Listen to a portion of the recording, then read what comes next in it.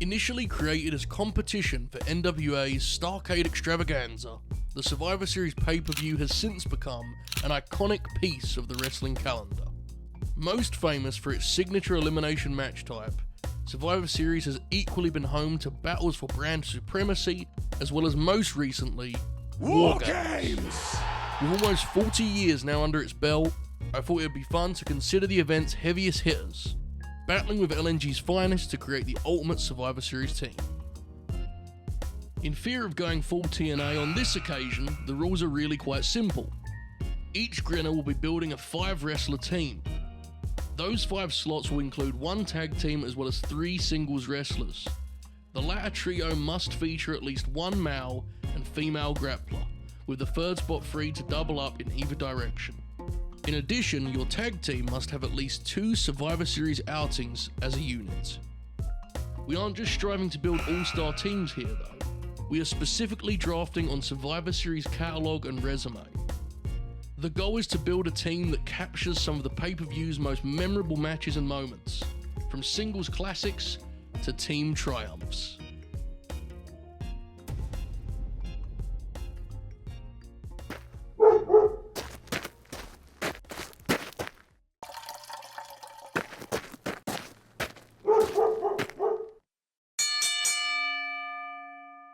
Alright fellas, it's officially Survivor Series season, and that is an event that has taken many incarnations through the years. Now it's War Games, right, and all sorts of business, a stadium show even, but I'm intrigued for each of you. We've got a wide span here in terms of wrestling memories, I'm sure. I'm intrigued what comes to mind. Buster, I'll start with you as our young gun of the panel. When I say Survivor Series, is there any distinct feeling that comes to mind, or is it like, oh yeah, the November show?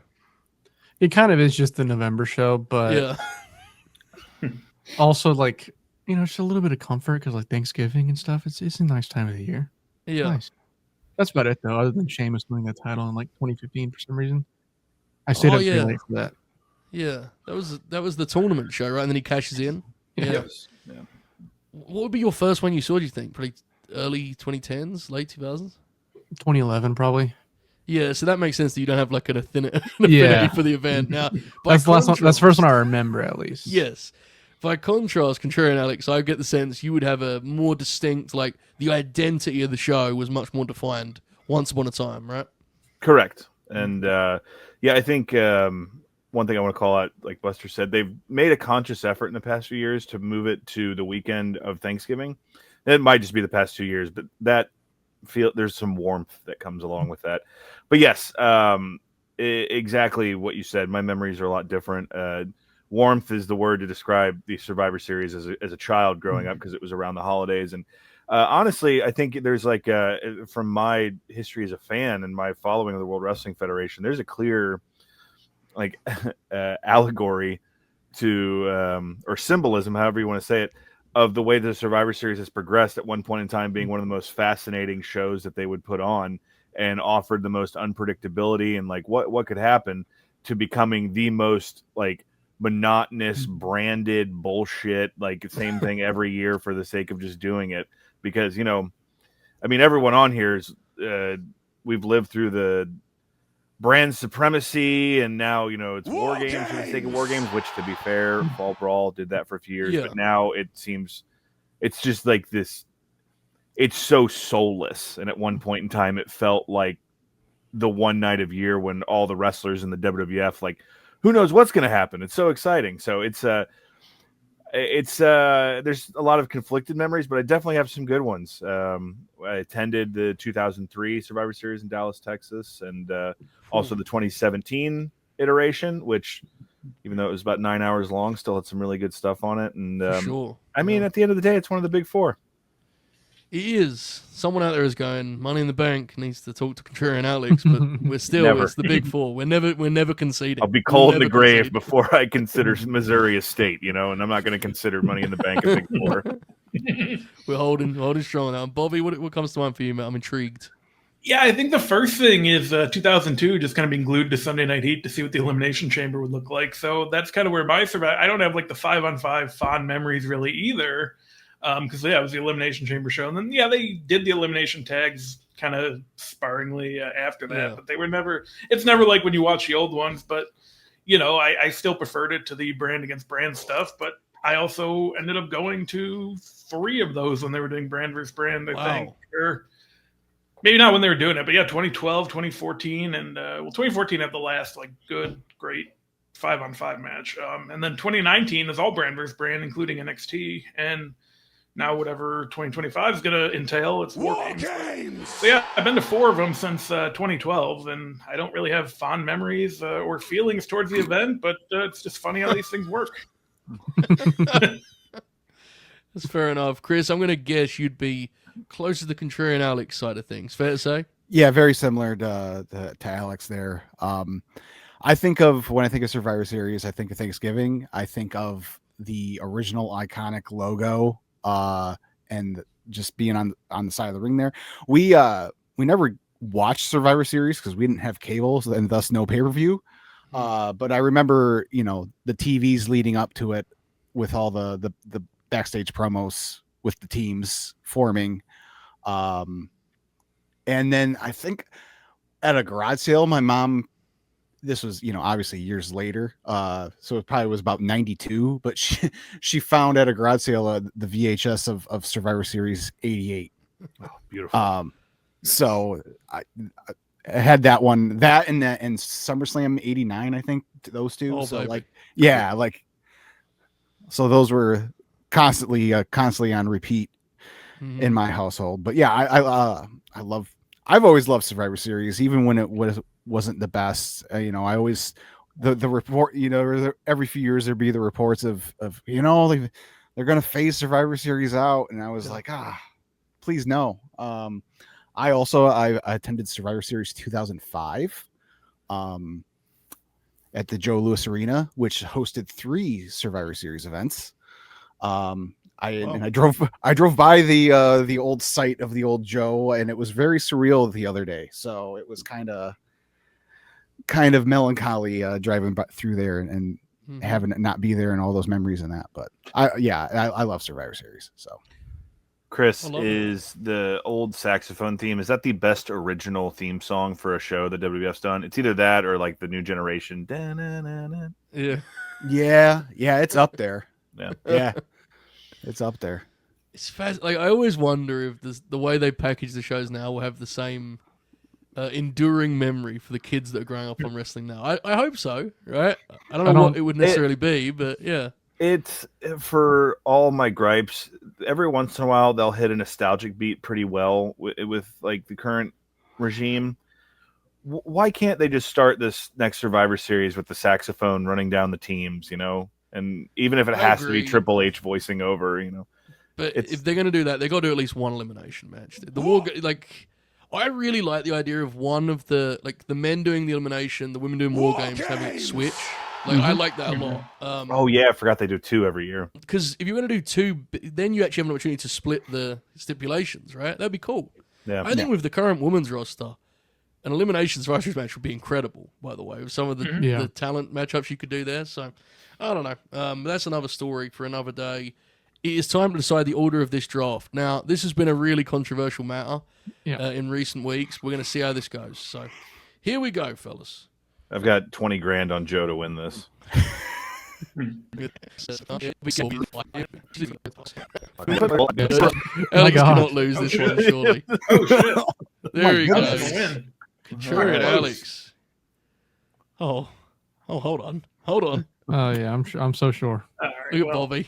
That's not a deal. That's not a deal. But remember, Snake. I'm pretty Snake. sure my guy crossed the plane before. Yeah, I'm always unsure of the that element. All right, that's where we stand. Okay, Contrarian Alex, you finally get the elusive first pick. Where you headed to, boss? I've been on Bob's end before, and I know the benefits of that, but I'm glad to kick us off here. Retweets do not equal endorsements, but Okay, bravo.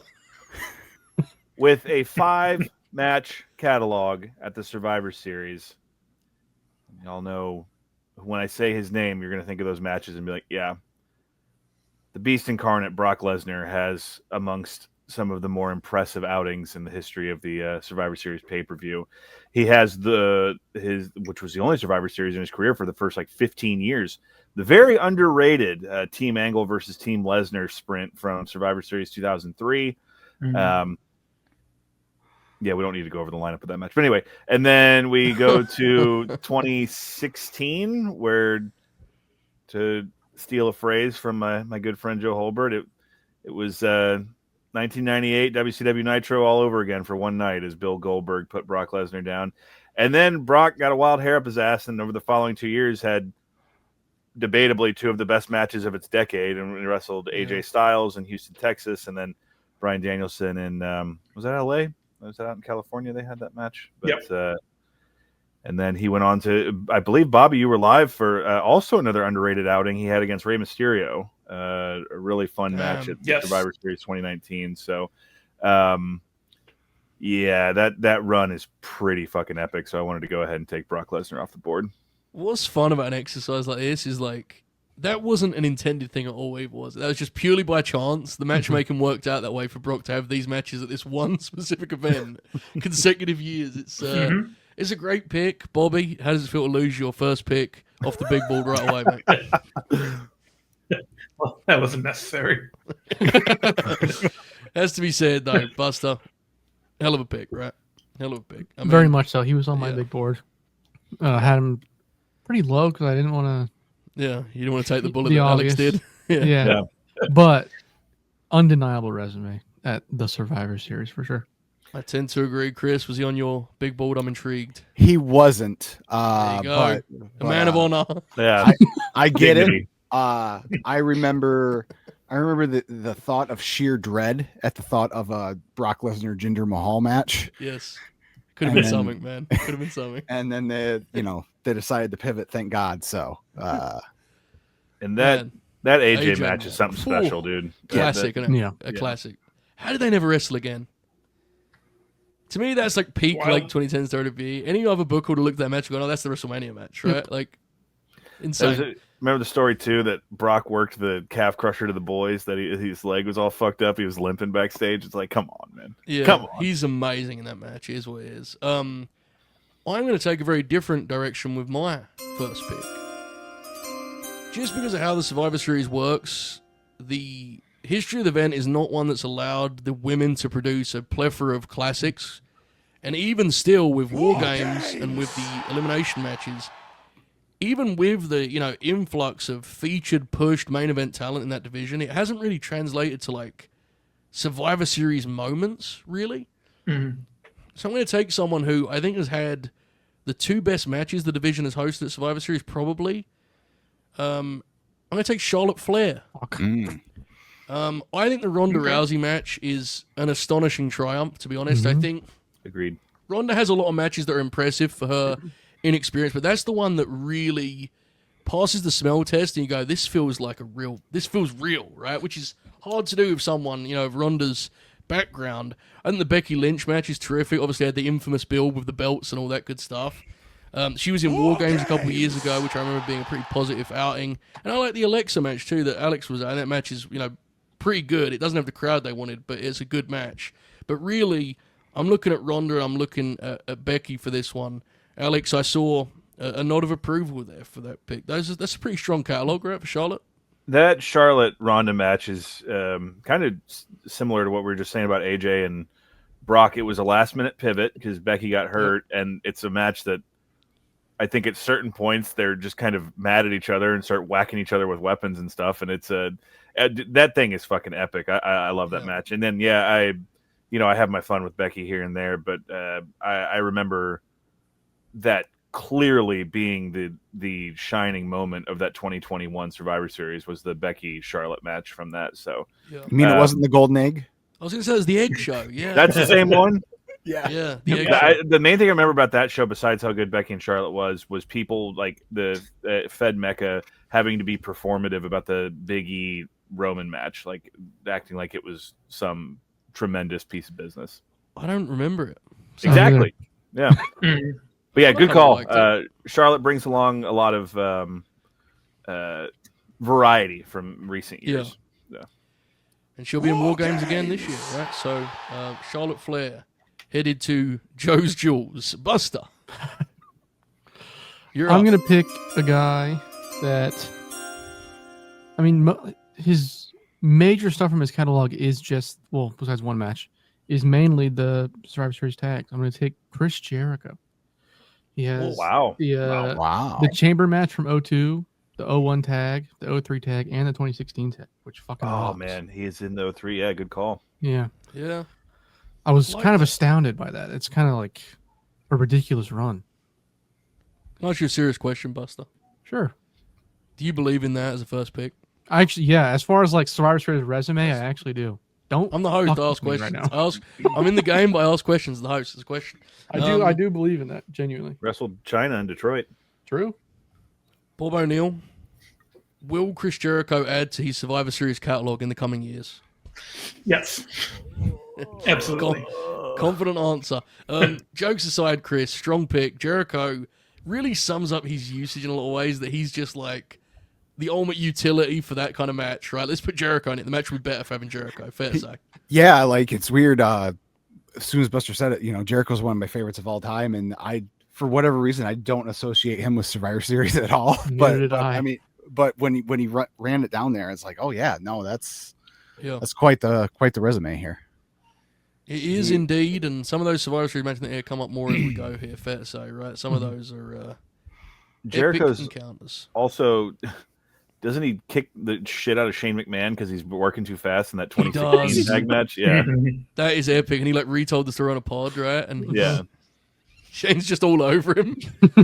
That match is, I'm assuming it'll come back up just due to the players involved, but that's like a 50-minute match in 2016 that they did. Yeah. I think that's actually the last great elimination match, personally. I think that match is awesome. It's not the Team Triple H versus Team no, not Shane quite. the next year. Is that the one that sets up Triple H and Braun Strowman? I was live for that match, just sitting, just staring. I was like, this is the dumbest thing I have ever seen. Yeah. Oh, there you go. Get what you get, eh, Bob? You get what you get. Exactly right. Wonderful. Chris Bourdine, you're up, bro. I think I'm gonna take a page out of Joe's book here and take a lady off the board here. I'm gonna go with Io Sky. Mainly because she's lately in the War Games matches, she's got the moments of her doing something crazy off the top of the cage. And she fucking rules. And she's in that the 3-team, the 2019 when the NXT ladies are involved. She's got that match too. So I'm gonna take Io. Part of the challenge with this, you're looking to find wrestlers that are true to the Survivor Series event, but you're also looking to find wrestlers that when we have the final teams pop, right? Io Sky most certainly does the latter. Maybe the most sort of unanimously beloved wrestler in the game right now, Bobby. It's been remarkable to see Io just explode in popularity. Absolutely. And, Chris pointed out, really, War Games has been her thing, but she's just, it's all year now. War Games is always just she's going to jump off the top of the cage and whatever. But, in the past 3 or 4 years, she's become, one of the biggest stars in the entire company. It's really cool to see. Is indeed. And the definitive War Games wrestler for a generation. She is to the kids what Arn Anderson was to Couture and Alex or Chris Bourdine, I guess, Bobby, you're up. Okay. I think I'm going to start my team off with a guy who, he's really, I've been hot and cold on him in his career, but, for Survivor Series pedigree, you really can't deny it. We're going to go with Randy Orton. The sole survivor in the first 3 Survivor Series he was in. He's won or retained the WWF title at 3 of them. Been on the winning team a couple more times. Beat the Usos in 2021. Has the War Games win in his big return. I got to go with Orton, man. In the words of Kevin Nash, I'm going for Orton. All right, fucking Rosenberg. Chill on the kayfabe, brother. What happened there? That was crazy. Yeah, you start running down his win-loss record to me. Actually, Randy Orton technically has the most points in Survivor Series history. That is true. Yeah, I mean, it was an impressive. Let's be honest, it was an impressive resume, right? It was an impressive resume. It is very Randy Orton that you have to be reminded. Then you go, bloody hell, he was in those matches. He is. We'll talk about it pretty more when someone else comes up. This is, I think, worthwhile, Alex, just for a moment while Randy's the topic.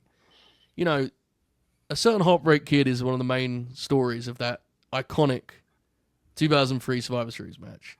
So much so that I think people don't quite do justice how incredible Randy Orton is in that match, fair to say. Oh, yeah. Randy's great. And his sell on the stunner where he goes like halfway out the ring at the end. Yeah, that's great. It's for some reason I always think of Randy as Survivor Series. How weird is the end of the 2004 Survivor Series where he beats Triple H clean and that's like it. Like that's it for his babyface push. Like nothing. Because by February or whatever, he turns heel again so he can feud with the Undertaker. But it's like they treat it like this big moment that he's the sole survivor by beating Triple H clean. It's one of those things. If you just watch it now without the context, you're like, what's going on here? Yeah. Well, in a similar vein, in terms of him being kind of the secondary story, you know, the 2023 return in War Games, because it was followed by CM Punk, it's also easy to forget that Randy Orton was over to an insane level that night. Dude, and it wasn't a so one-night awesome. thing, dude. Yeah. He stayed at that level. I guess in some ways he's still there, but like that first year when he comes back, every time he comes out, it's like his farewell the way the crowd had reacted to him. It's amazing. I agree with you. I think that 2023 War Games is like, even though it doesn't have the blood and the guts, spiritually, I think that's a genuine War Games match. So that is such a feeling of triumph when the babyfaces win, you know? It's awesome. Awesome piece of business. Randy Orton, head to Team Bobby. Bobby, double pick, mate. What you got? Yes, well, I was going to go with Bret Hart, but there's no reason to not just take the Hart Foundation at the moment if you get Bret for his whole career anyway. You know, I would have just taken Bret. I don't really need Jim Neidhart, but he was in a few of those matches, and he's pretty good in those. See, Stu said too. This is the part of the game that I find fun and intriguing. Because what Bob said there is completely reasonable, right? Like, I'm going to get Bret's catalog, which we'll talk about more in a second. Why not just make my team? The issue is that when Bob puts his head on the pillow at night, is he comfortable with Jim Neidhart being on his team graphic? That's what he has to ask himself. He's answered the question now. I mean, it is what it is, but I think it's a good pick. Bret Hart is definitely one of the all-time great Survivor Series, you know, wrestlers, performer, however you want to phrase it. For me personally, Buster, the 96 match with Steve Austin is like one of the least WWF classics ever, and I mean it as a compliment. It is gritty and gnarly, and the Garden doesn't initially get it, but once they get into it, what a classic. Yeah, it's a fucking awesome match. I remember I watched it again a couple months ago, and I was just like blown away by how late the crowd gets into it, but how like it's like an eruption just out of nowhere. Like they get them. Can we just talk about Diesel and Bret for a second? Just if we can. Dude, when we did the Yokozuna Grin Grappler, I just let that show play. I was like, you know, I'm just going to watch Bret and Diesel go at it again. That match is, it was pretty groundbreaking at the time, but now we kind of like have a better understanding of how revelatory for the World Wrestling Federation that match was. And what the finish, Diesel, you know, keep it on my mouth because I'm going to sit up and I'm going to say motherfucker, and it's so real. I remember watching that pay-per-view at my grandma's house and like thinking, you know, Diesel's going to kill Bret Hart after the match. But more importantly, for the subject that we're talking about right now, Bret is unbelievable in that match. The aggression he shows when he's hitting him with the chair and tying him up and whatnot.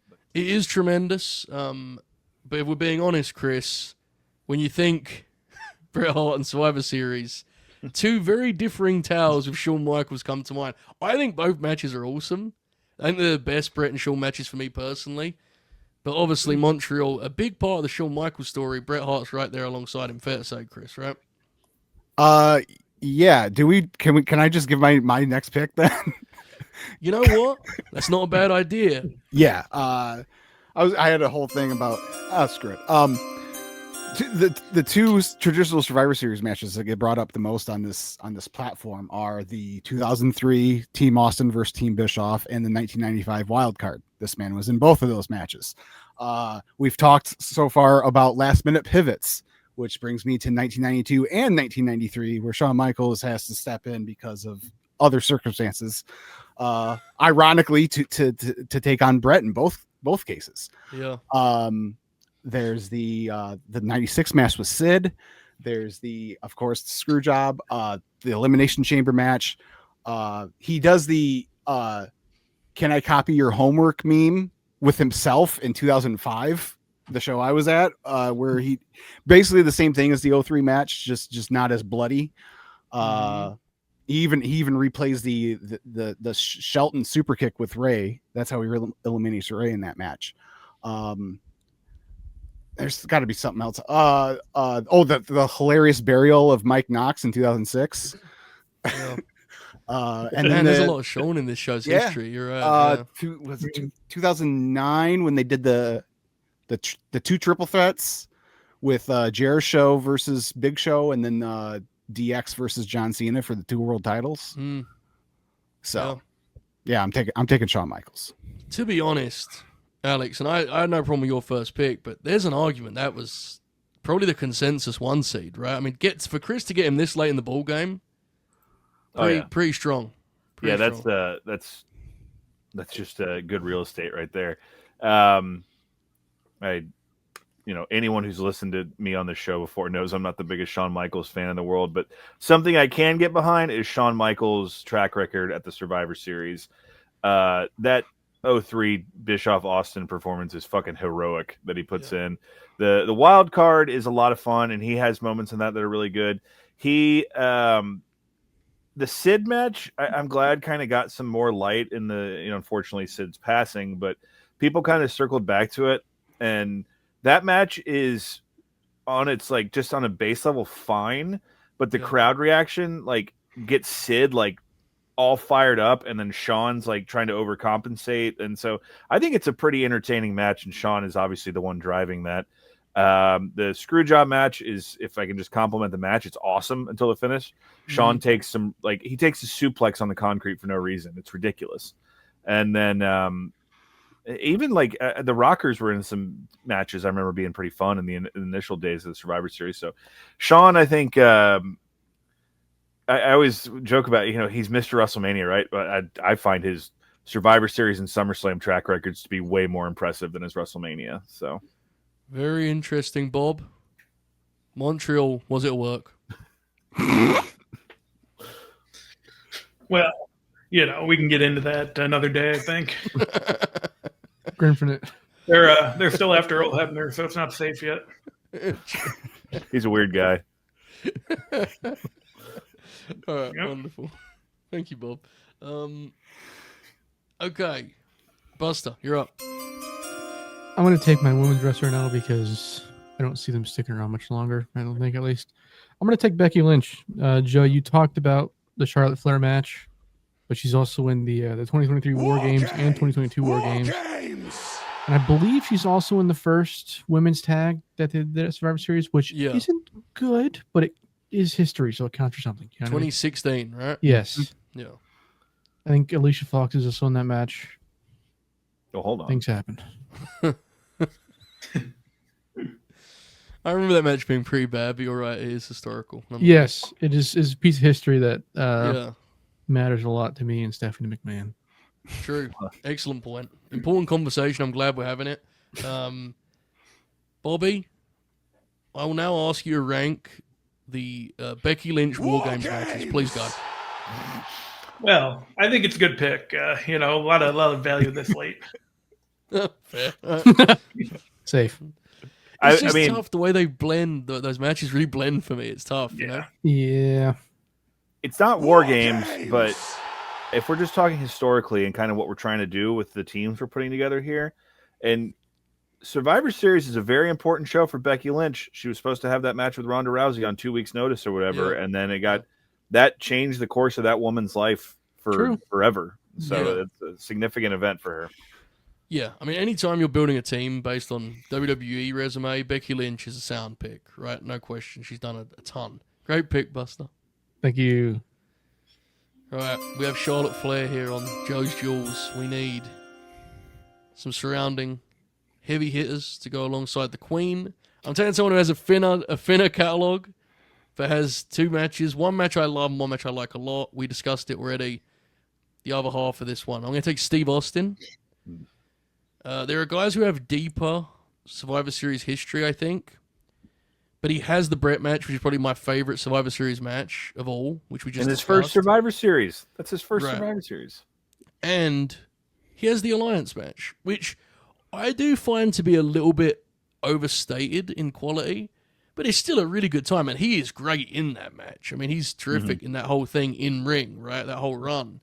I think it's kind of ironically similar to the last pick in the sense that when you're doing a WWE event, you can't help but just kind of go, "Oh, I'll just take Steve Austin," right? And I didn't want to pigeonhole myself in terms of era either. Brother, you get the Bischoff match too because Austin's involved in that, so you get that as part of it. Yeah. Oh, great point, Alex. That's an excellent point. Yeah. Anything else? Dude, he kicks the shit out of Bischoff in that match. Bischoff tries to do this run in, and Austin comes in and just like starts putting the boots to him, and then hits the aforementioned beautiful stunner on Randy Orton. So you get that as well. Yeah. That's great. He gets ran over in '99. Oh yeah. One of Alex, I know you share my love for 2000 WWF. One of the things that always sticks out in my mind when I think about that year is him lifting Triple H up in a car in a crane and then dropping the car with the crane. Yeah, is that 2000 Survivor Series? Yeah, that's 2000. Survivor Series 2000 is a strange show, but that's it's you get and as part of your winning ticket, Joe, you get a shot of Steve Austin operating a forklift, putting the middle finger in the air. Ah, you son of a bitch. My memory of the Triple H match is it's quite long, but that visual is worth sticking around for. So my memory of Triple H is that it's quite long. Yeah, that's fair. Yeah. That sounds more vulgar than you intended, I think. Yeah. All right. Yeah. In too deep. All right. Stone Cold Steve Austin headed here to Joe's Jules Contrarian. Alex, you have yourself a double pick, brother. Where we headed to close out round 2? I do. And I'll unveil my team name here after the next pick. Here comes the money. Oh, baby. Move in to it looked for a minute like someone that might have gotten the company holstered to them on either side. And that is the $1 Million Man, Ted DiBiase, who has an unbelievable Survivor Series resume. We take it back all the way to 1988, where he was on the heel team. The main event show, the Mega Powers, along with Hercules, Coco Beware, and Hillbilly Jim, took on Akeem, Big Boss Man, King Haku, the Red Rooster, fucking Terry Taylor, and the $1 Million Man, Ted DiBiase. In 1988, match quality wise, it's probably not the greatest thing you're ever going to see, but aesthetically, it's my favorite clash of teams ever. The Hulkamaniacs team taking on Ted DiBiase's team as he had Zeus in tow with him, along with the Powers of Pain. In 1990, I believe that's when he was feuding with Dusty Rhodes, so the $1 Million team. Well, more importantly, 1990, he was the guy who brought in the fucking Undertaker. Yeah, and a very awesome part of that match that it's because it's the Undertaker. People don't remember. I'm sure some of y'all do. Him and Brett have the last 5 minutes of that match together and have this incredible little mini match. He was so good, dude. Ted DiBiase was incredible, man. Oh, dude, the fist drop. I always think of that. It obviously ruined his shoulder for life, but 91, he is part of an underrated Survivor Series match as well, as it was a wild team of Ric Flair, Jacques Rougeau, Ted DiBiase, and the Warlord taking on Roddy Piper, Bret Hart, Virgil, and the British Bulldog. A fun match. Ooh. That match is fun. Yeah, it's fun. And then because of kind of what we're doing here, kind of we were just talking about. He's part of Money Inc. in '92 as well. But anyway, just like we were talking about Austin being involved in those in that 03 match, I get Ted DiBiase the manager too. So I get 94 and 95, and specifically he's a manager in the wild card match, and then also the opener of that is that fucking banger where it's like Marty Jannetty's team against Chris Candido's team. So Ted DiBiase was all over the first decade of the Survivor Series. And I'm happy to welcome him to my team and unveil my team name is Money and Monsters. So we'll see where it goes from here. Okay. I'm very scared by the implications of how you started that pick. I'm going to leave that there and we'll circle back. It's nice to get some old school Survivor Series, representation in here. Chris, do you think it's fair to say that, people get how important Ted DiBiase was to that era? They probably don't quite appreciate the extent of it, though. And, he's the lead heel there for an extended spell. And he sticks around beyond that. But, he was a major heel for them. Absolutely. He was on the. I have quite a list of guys from that era, and he was definitely on that list. So, very strong, very strong indeed. True and Alex Shaw. Next pick. Man, I think we're just good. I'm going to go ahead and take my my female pick here, and we've kind of talked about the struggles with this. Is just the way the matches have been structured for women specifically over the past 10 years at Survivor Series, not really conducive to what they can do. But she has a few War Games entries. She at the 2023 had a pretty important part in the main event of that show. She was in the 15-woman tag, and she's a fucking superstar. So maybe not the best catalog, but she's going to look awesome standing next to these other guys, and that's Rhea Ripley. That's who I'm going to take as my female pick. Superb. Rhea Ripley, maybe the number one star in the company, Bobby, in some regards, right? Yeah, I think so. Especially, this past year, 18 months, you've seen just kind of how she's just kept growing. And, it's a great pick, too, because she's young. They don't have a lot of young talent. Just superstar, just huge future. Phil? Very much so. Very, very much so. And it's wild to think back to 2019 where the NXT talent's featured. That is just a month before Rhea wins the belt, right, from Shayna. They closed the year with that, or somewhere around there at the end of 2019. It's wild to think, that's now 6 years ago. And that seems jarring, but then you think about how much Rhea has grown since then. It's been quite the journey. Easy to forget. At one point, Rhea's like teaming with Nikki ASH and kind of... I'm not sure anyone benefited more from the shift in regime than Rhea Ripley. I'm not sure Vince ever fully understood Rhea Ripley, right? And you could accuse Triple H of many things, but I think you can say fairly he gets Rhea Ripley to some extent, right? I think Vince just looked at her and just thought she was a heel. Like, he just assumed that Yeah, I don't think he saw like the crossover appeal at all. I think he saw like, oh, she'd be a good heel for Bianca or whoever, So interesting one, and quite the team you're building there, Alex. I got to say, that is quite the crew. Quite the crew. I wonder what they talk about. All right, it's time for my next pick, and I'm going to go back to the gentleman that I almost picked last time, but I was scared of having these two people next to each other, so I'll do it now that I have Steve Austin in the middle. I'm going to take the Tribal Chief, Big Rome. I was deeply uncomfortable with the idea of my graphics night with Charlotte and Roman. It was too 2018. It made me uncomfortable. But I like Roman's resume. The 2016 match we mentioned. His work at the end of 2019 opposite Keith Lee is like a memorable moment, right? Yep. Him and Keith Lee's brief spell there. I've liked, he's been in 2 of the War Games matches. I really enjoyed last year's War Games where I thought he was terrific.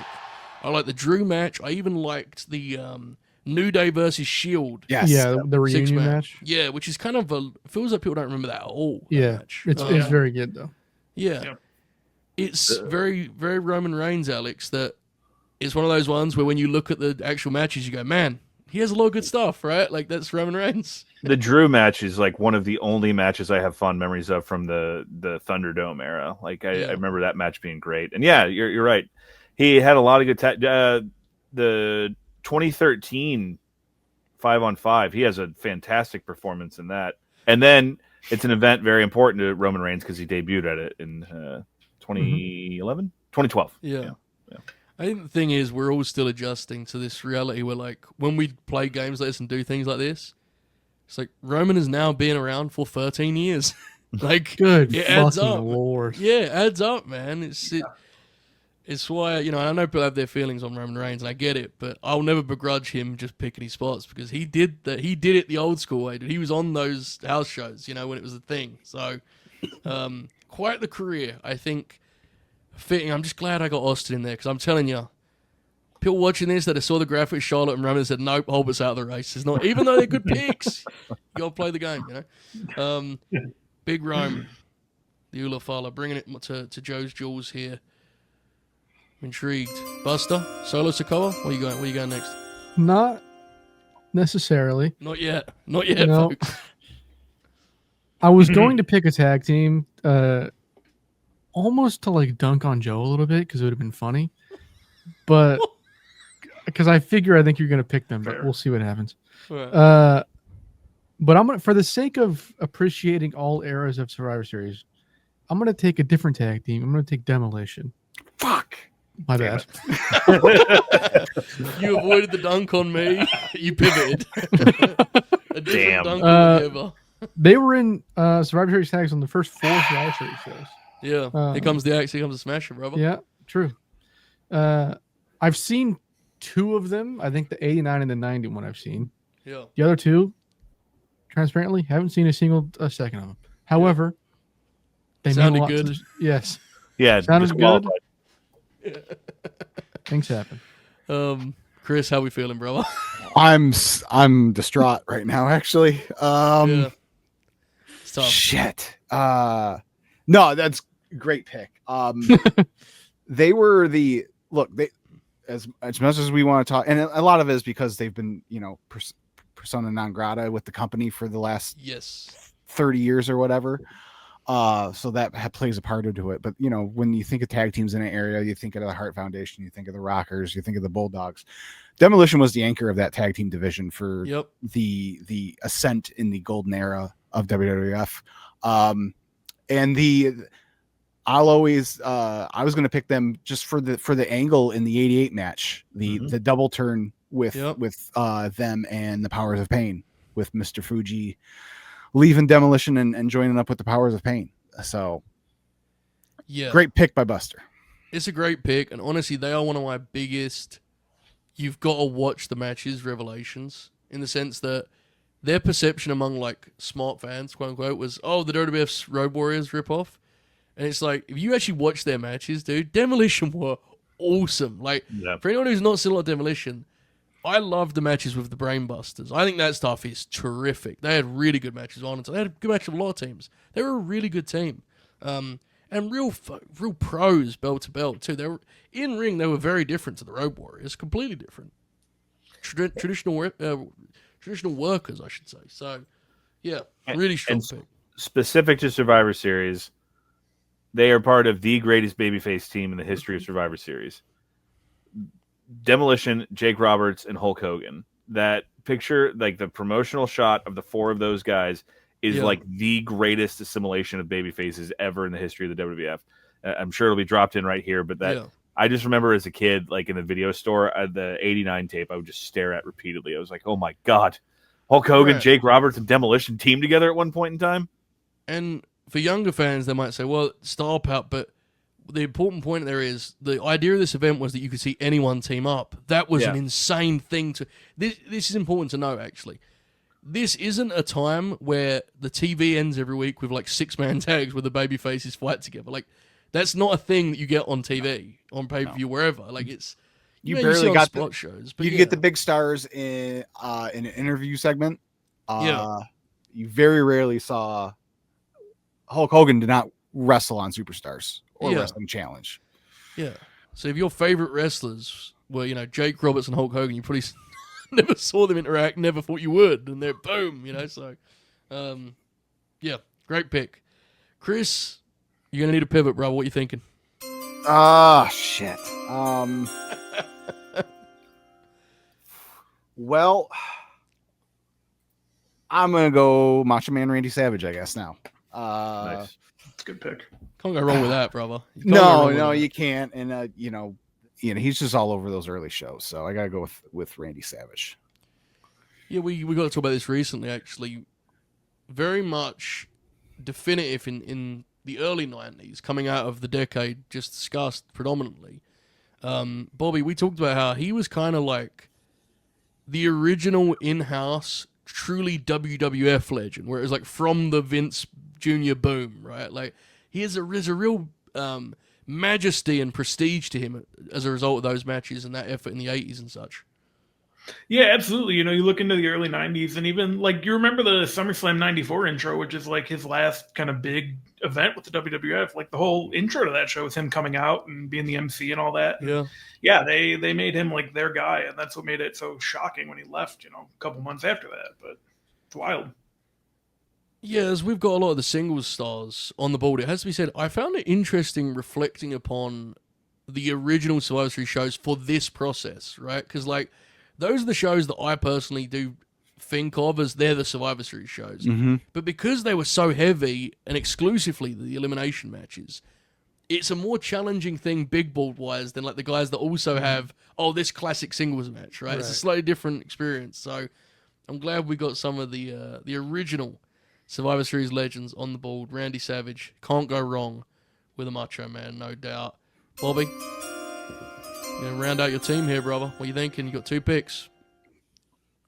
All right, let's go with Bianca Belair.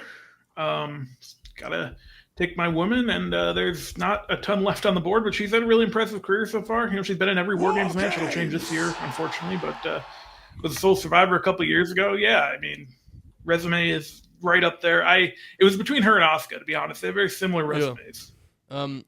Bobby, no consideration at all for Alexa Bliss, who managed the Raw team to victory in 2018. Listen, I tried to put her on my big board, and there's not a lot there. You know, I didn't count the managing victory. That probably would have turned That was it. the mistake you made, dude. Yep. She coached them to victory. Constable Corbin put her in charge of the team. They won. That's true. Good point. All right, what's your next pick, Bob? All right, listen. You know, we started the show with retweets don't equal endorsements. I'm taking the Ultimate Warrior. He was in 3 of them. He was a Soul Survivor in all of them. And then he also was the Survivor when they did the one where everyone wrestled in the main event. So, yeah. Oh, sorry. yeah. And Hogan comes back into the ring. Brother. Yeah. Feel good about that, Bob, do you? Feel good? No, not at all. But you know what? All right, mate. All right. I respect it. Jim Neidhart and another Jim altogether on the Bobby board here. This is something else. All right, fair enough. I get it. The Ultimate Warrior headed to Bob's Bruises. Brother. Alex, what is your honest thoughts on that pick? Just be real here. Well, in the vein of retweets not equaling endorsements, the Ultimate Warrior was the lead of the second greatest babyface team in the history of Survivor Series. Fair. The 1990 the Warriors. Dude, that picture of him and Carrie's doofy ass with the Road Warriors, that is the coolest shit you will ever see, man. That's true. And he's definitely an iconic piece of that era, no question. It's You have not to wonder, also, if history had gone the way it was supposed to, what the hell would that have Ultimate Maniacs versus Flair and Razor Ramon match have looked like on pay-per-view, man? I'm going to be honest with you. I'm quite confident it would have been fucking awesome. They work, I want to say they work Money Inc. on the Saturday Night's Main Event before they blow the whole thing up where it falls apart. Yeah. That match is an absolute hoot, and I'm not a big Money Inc. guy. Much like Ted DiBiase, Money Inc.'s testing, I find at times, but that match is worth revisiting. That's one of the Fox Saturday Night's Main Events, right? Yeah. Really fun. Yeah. Yep. But yeah, Really, Warrior, yeah, why not? Get a little old school player in there. You know? Why not? I love it. Okay, Chris Bordine, we're looking for your tag team, brother. Close out. What are you thinking? I guess I'm going to go with Ultimate Warrior's teammates in the aforementioned Ultimate Warriors. I'm going to take LOD. Legion of Doom. And you'd even get correct me wrong, Chris, but they even have a later Survivor Series match. Or wouldn't they have one in the late 90s, 97, 98 maybe? They maybe They're would in the do. I 97 think they one, do. yep. Yeah. Yeah, 97, yeah. They also had the not often seen 6-man elimination in 91 Mm-hmm. There you with go. teaming with Big Boss Man. So What happened there? Did Sid leave again or some shit? Like, I'm trying to remember why that match became a 6-man. I don't know. I don't remember. Usually it's a safe bet. If someone's absent, you just go Sid. That was before Sid. Yeah. Yeah, that was even there. before. Yeah. Yeah. Exactly. Hold on. Fucking skip the town, brother. Wonderful, wonderful stuff. Legion of Doom headed to Borderlands Brawlers. I dig it. All right. Up next, Buster. How you closing this thing out, boss? I'm gonna go beast mode here for a second. I'm gonna talk about kayfabe strategy, okay? But also first, the matches. I'm gonna pick the Big Show. He has he has 01 and 05, which are awesome.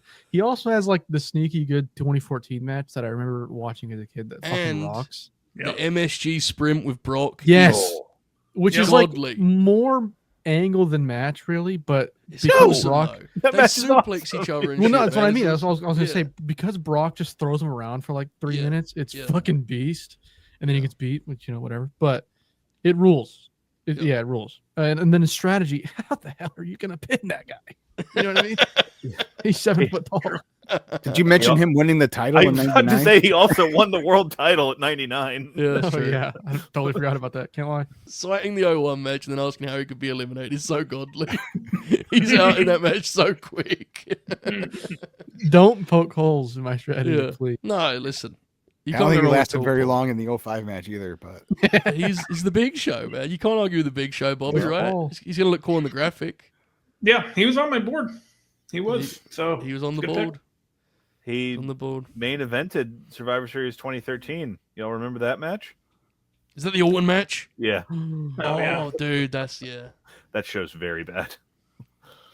fucking Randy Orton Big Show main event on tape. Oh baby. Well, the Oh, crowd's boy. chanting Daniel Bryan the entire time. Dude, Oracle absolutely thinks that match is good. Of course he does. He absolutely has a take. Like, you just can zone out in the crowd for a minute. Yeah. He'll get no, that's a good one. He'll get right in the camera like that. He'll scrape his microphone off the desk, Yeah. shove it out. That's a new Oracle thing he does. Like, his mic will be resting, and he just sort of goes, scrapes his fingers across his desk and snatches it upright. It's like, all right, man, you ready to talk about this Stan Lane match? All right.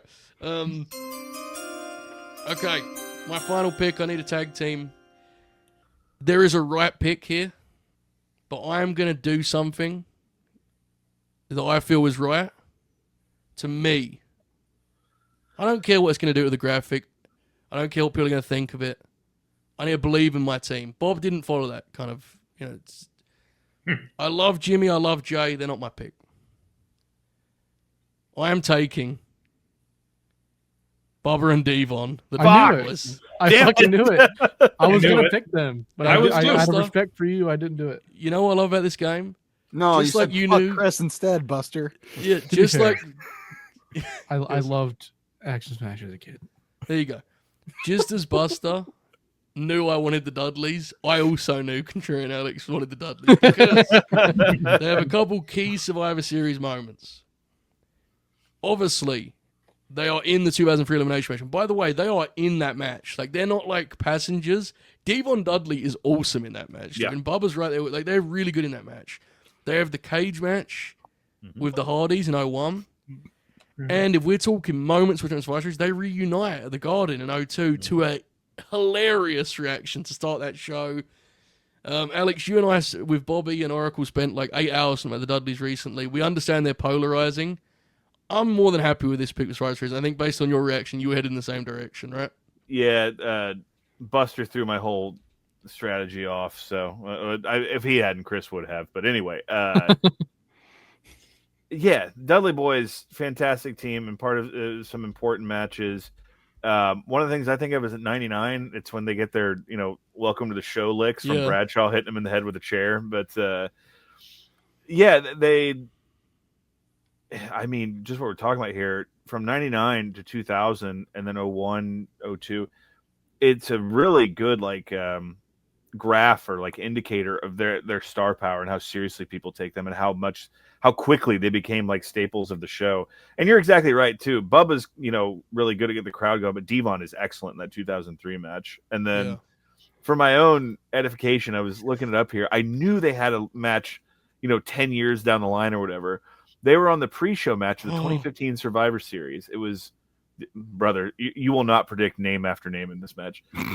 The Dudley Boyz, Gold Dust, Neville, Pack, and Titus O'Neil defeated Bo Dallas, The Ascension, Cody Rhodes, and The Miz. Look, man, you don't have to like Cody Rhodes. 10 years ago, that was. Yeah, He's- that's fucking wild. If you'd have told someone that night that, 8 years later, people would be devastated he didn't win the main event WrestleMania, people would go, man, what happened? Did everyone else die in a plane crash or something? You know what? And everyone knew he was talented, don't get me wrong, but Jesus, when you're that deep in your career, usually Right. that's kind of, Yeah. good God. Neville and Titus O'Neil, were they having a little run? What was going on there? Wow. It does. There you go. The longevity of the Dudley Boyz. I They were gotta doing love a it. fucking 2015 NXT nostalgia act, dude. Yes. Appreciate you, Buster, for letting me do that, man. It means a lot. Means a lot. Yeah. Hopefully it reflects my paycheck. Well, Bubba's gonna be so fired up when he sees her alongside Charlotte, the GOAT. Alex, how you closing this thing out, brother? Okay, so my original plan was Demolition. That would have stuck with my team name of Money and Monsters, but I'm going to have to rethink my team name now. But going into the reserves here isn't the worst thing that could happen, I don't think. I will be taking the New Day combination of Kofi Kingston and Big E Langston. That way I get their also singles runs at the Survivor Series. That's a great pick, dude. Mm-hmm. Which, we had talked about already, the Shield 6-man, but we also have along the way, they were part of several of the 10-man, and Kofi was in that. He must be in tons of them, man. Kofi has to be in so many matches. There's the Team Ziggler versus Team Orton 5-on-5, which is pretty underrated. That's a pretty good match there. And but specifically, do you remember one of the pre-show matches in 2019? It was Red Dragon against War Machine against Kofi and Woods. Like there's a lot of interesting things you can find along the way that those guys have done. And Kofi's got a catalog that dates back well over 15 years. So not exactly how I saw the team rounding out, but it's never a bad thing when you welcome Kofi Kingston and Big E, and we can have Woods will be the team manager. How about that? Yeah, that's a good idea. It's a good idea indeed. We have to now confront that you led the Ted DiBiase pick with "Here Comes the Money" and caused a great deal of panic in the StreamYard. That obviously. I wanted to work this narrative or this idea that Shane McMahon could be the team captain, but honestly, what does he have? He has the invasion or the alliance match. He has 2016. The problem is they're very loose, but I have my morals, and I cannot in good conscience act like that 2017 match is good. And then the ambulance match with Kane, there's some really funny parts in that match, but it's just like, what are we doing, fellas? Yeah, I have to say, Taker feels like a big omission, right? Taker debuted at the event. I'm not saying his catalog's great, but he still meant a lot to the event, I think. So I was positive one of y'all were going to take Dolph Ziggler. I was, Dolph, actually, as a Survivor Series performer, probably should have gone, to be honest. But there's only so many slots, right? Like if things had gone to plan, I would have drafted Demolition, where I took Macho, and then Taker would have been my last pick. Yeah. I wonder if Taker and Kane were available for the Monsters bit, Alex. I wonder if they teamed up twice. They teamed up. Didn't they face Eric Rowan and Luke Harper? They definitely faced Wyatt. Yeah. And they were both on Team WWF, so they would have qualified for it. But you don't want to pick Big brother. Glenn? I already had Brock and Ted DiBiase on there. I couldn't have done that. And also, Kane. What are we talking about with Kane? Well, he was in the Elimination Chamber. AJ Styles left off the board. AJ, who doesn't have a ton, but on Brock match alone would have been a fair pick. He also has that. He has 2016 too. The triple threat versus Nakamura and Roddy. He does. Where the fans just kind of sit there and they the crowd won't allow him for that one. Yeah, that was it. The Usos are feeling hard done by right now, guys. I gotta be honest with you. They're in the. Jay is in all three War Games. They have the bar match, which I remember being really good. The one that Alex was at. The 2016 20-man gimmick, the New Day rules for him, but very briefly, is really, really good. It's an old school tag team Survivor Series where they have 5 teams on both sides. It's really good. They have the match where 01, the Elimination Chamber, and the 03 match. True. Yeah. Any other notable omissions, fellas? You think?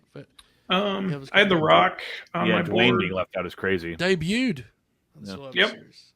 He did one deadly game. Not a lot of other stuff really. Like the Rikishi he would be match. a moments pick, right? Because he came back to work with Miz and Truth. So he'd be a moments pick. It's all about the moments, Bob.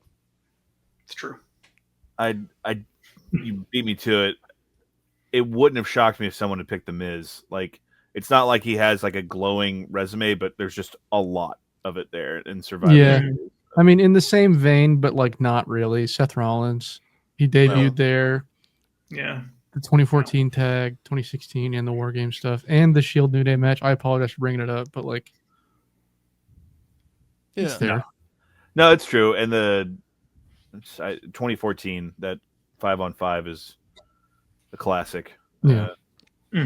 It's fun doing this because you realize kind of because Survivor Series is the way it is, so many guys have like a piece of the pie historically, right? Like, so it was fun doing that. So I have just a list of my old Hasbros. Like I got Beefcake, Boss Man, Honky Tonk Man, Jim Duggan. Like, wonderful one. All right, Contrarian Alex, let's run down your final team, mate. Go for it. So initially in concept, Money in Monsters has now become the Contrarians Cavalry, consisting of the Beast Incarnate, Brock Lesnar, the $1 Million Man, Ted DiBiase, Mommy herself, Rhea Ripley, and the New Day for the longevity of both Kofi Kingston, Big E Langston in their tenured history at the Survivor Series event, and Xavier Woods on the outside as manager. So, yes, sir. I have the Queen, Charlotte Flair. I have Stone Cold Steve Austin, the Tribal Chief, Roman Reigns, and of course our team captains, Bubba and Devon Dudley. Joe's Jules is coming straight out of Dudleyville. Buster, your squad. I have Chris Jericho, Becky Lynch, Demolition, and The Big Show. Oh, baby. Chris Woodine, your team. Bordine's Brawlers consist of team captain, the Heartbreak Kid Shawn Michaels, Io Sky, the Macho Man Randy Savage, and the Legion of Doom, Hawk and Animal. Dude, that's all them coming out with the shoulder spikes on. We got a really good team going on right there, man. They're shoulder spikes, but they're the zebra pattern. Yes. I love it. Bobby, your team. All right, Bob's Bruisers. We got Randy Orton, the Ultimate Warrior, the Hart Foundation of Bret Hart and Jim Neidhart, and team captain Bianca Belair. Wonderful. So now, just the question has to be asked: is Survivor Series 2002 the best Survivor Series ever? It's a great as an event, you mean, right? Yeah, Probably. It's hard to argue. I think so. Probably. What do you think the best Survivor Series elimination match is? 03 is my pick, I think. I think 03 is one of the best matches in company history, personally. Yeah. I'm trying to think. There's some really good ones. Like all the other ones that would come to mind would be like low key bangers, for like the opening match from '95 or the opening match from '94 or something like that. It was a '94. What was the Teamster? The Bad Guys versus the Teamsters. That might have been '93, but that was really good. Just to plug Grin Grappler, we've talked about it before. The Foreign Fanatics against the All Americans is a fantastic Survivor Series 4-on-4 match. Yeah. There's a lot of good. Like that's one of those top end. Go on, Chris. That's what I was going to say. That's one of those moments that I remember. Not obviously, again, not watching the show, but I remember watching Superstars or whatever show it was where Undertaker unveils the American flag underneath his coat. Like I remember that. It's crazy. Yeah, absolutely. It's an interesting one. I think to me, when I think like the classic Survivor Series matches, I do think 2014 is in that conversation. The Ziggler one, the Ziggler show, even. But I just can't look past 2003, and Shawn Michaels is just astonishing in that, as we discussed earlier. So a lot of cool memories. And fellas, in a year's time, if they are still persisting with War Games, we'll try and we'll make some good of it, and we'll do this same concept for War Games teams. We'll do it on War Games matches, so you can have Io Sky alongside Arn Anderson. Oh, okay. I thought you were talking about just WWE history. Yeah. It would have to be matches called War Games, otherwise you'd do Alex would turn up like a CZW pick. Yeah, I was about to say. All right, we're cooking now. Get fucking Shotzi and Tully Blanchard on the team. We'll be good. Yeah. I guess the only film where I closed is Happy Thanksgiving, fellas. True. Yeah. Thank you. A Thanksgiving night tradition. And then a Thanksgiving Eve tradition. Thanks for watching, folks. Please like the video and subscribe for more grins. To join us live almost daily, head to Late Night Grin, hitting the join button for exclusive watch-alongs, wrestling history lessons, and live Q&As. Keep grinning, folks. All hail.